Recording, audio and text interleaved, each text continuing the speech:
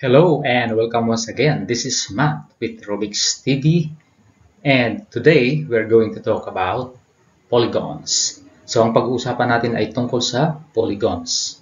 Okay, let's go! Let us have this question. What makes a polygon a polygon? Okay, ano daw ang nakakagawa ng polygon kaya tinawag itong polygon?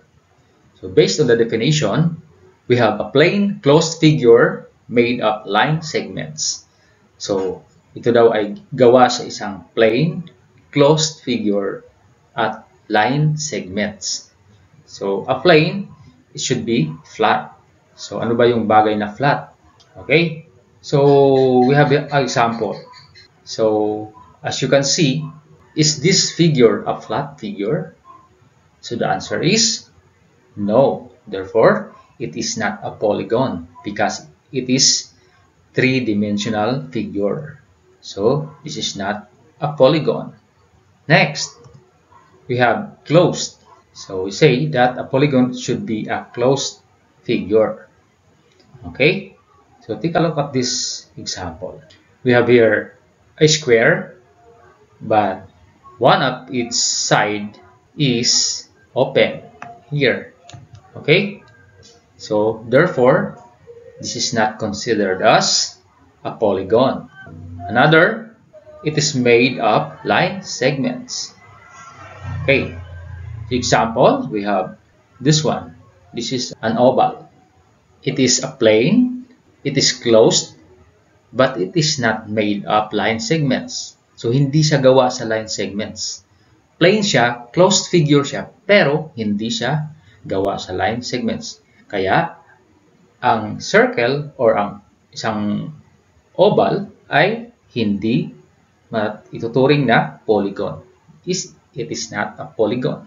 Okay, another is we have this. Okay, this is almost a rectangle, but on top of it is a curved line. So, therefore, one of its side is not made of line segment. So, therefore, this is not considered as a polygon. Okay, let us have this side here. Okay, let us identify this figure. 1, 2, you have 3, you have 4, you have 5, and you have 6. Okay, so let us start with number 1. So this figure is a plane closed figure made of line segment, and it is a triangle. Therefore, this is considered as a polygon. Okay? Next, figure number 2 is a cube. It is a plane. It is closed. It is made of line segments, but it is three-dimensional. So, therefore, this is not considered as a polygon.